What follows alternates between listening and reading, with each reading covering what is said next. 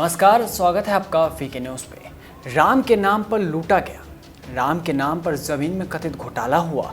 हमारे पास इस घोटाले के सारे सबूत हैं, हमारे पास सारे कागज़ हैं।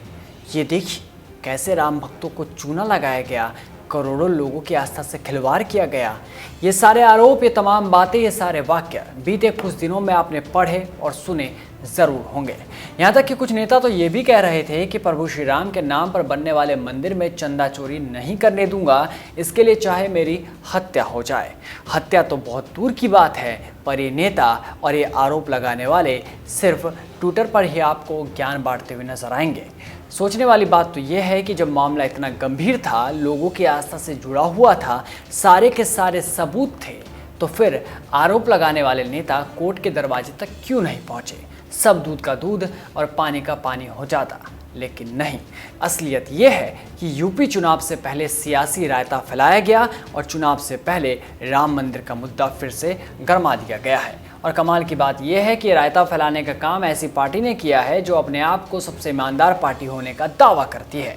दरअसल आप सांसद संजय सिंह कागजों का पुलिंदा लेकर प्रेस कॉन्फ्रेंस करने बैठ गए और तमाम तरह के आरोप राम मंदिर ट्रस्ट पर लगाए गए। कई लोगों के मन में संदेह पैदा हुआ, कई लोगों के मन में सवाल कौंध उठे कि ये सब आखिर हुआ कैसे और हुआ क्या है। हालांकि राम मंदिर ट्रस्ट ने भी सारी बातों का जवाब दिया, वो भी सबूतों के साथ। लेकिन चुनावी रंग में रंगे नेताओं को आरोपों और आडंबरों के अलावा कुछ नजर नहीं आ रहा। राम मंदिर ट्रस्ट पर सवाल उठाते उठाते मामले को बड़े ही नाटकीय अंदाज में बीजेपी के साथ भी जोड़ दिया गया, पर किसी नेता ने अभी तक कोर्ट का रुख नहीं किया है। और अब इस मामले में विश्व हिंदू परिषद ने चैलेंज देते हुए आरोप लगाने वाले नेताओं और दलों को कहा कि अगर सबूत है तो कोर्ट का दरवाजा खटखटाएं। विहिप के संयुक्त महामंत्री डॉक्टर सुरेंद्र जैन ने पूछा कि जिनके पास भ्रष्टाचार के सबूत हैं वे कोर्ट क्यों नहीं जा रहे हैं? हम उसका इंतजार कर रहे हैं, फिर सच्चाई सबके सामने आ जाएगी। उन्होंने ज़मीन खरीद में भ्रष्टाचार के आरोपों को सिरे से खारिज करते हुए कहा कि ये तथ्यहीन और झूठे हैं। श्री राम जन्मभूमि तीर्थ क्षेत्र ट्रस्ट ने पूरी पारदर्शिता और ईमानदारी से इन खरीद को अंतिम रूप दिया है। अब ऐसे में सवाल ये कि विपक्षी क्या कोर्ट में जाने की जरूरत कर पाएंगे?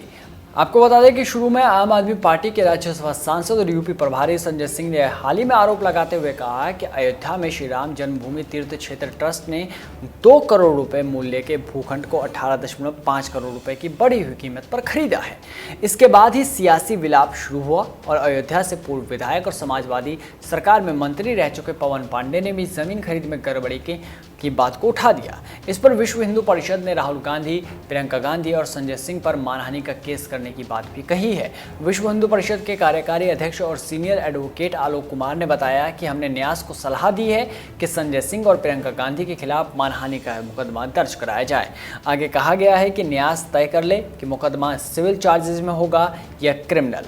आलोक कुमार ने यह भी कहा कि पिछली बार संजय सिंह के खिलाफ अरुण जेटली और नितिन गडकरी ने भी मानहानि का मुकदमा दर्ज कराया था, लेकिन संजय सिंह का माफीनामा मिलने के बाद दोनों नेताओं ने उनको क्षमा कर दिया था।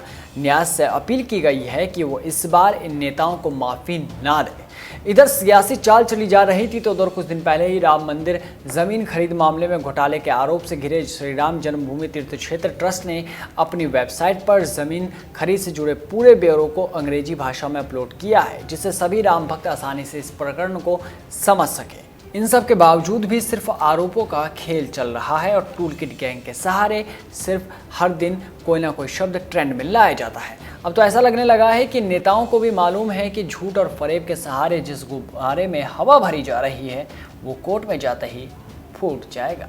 इस वीडियो में बस इतना ही। देश और दुनिया की तमाम बड़ी खबरों से जुड़े रहने के लिए बने रहिए वीके न्यूज़ के साथ। नमस्कार।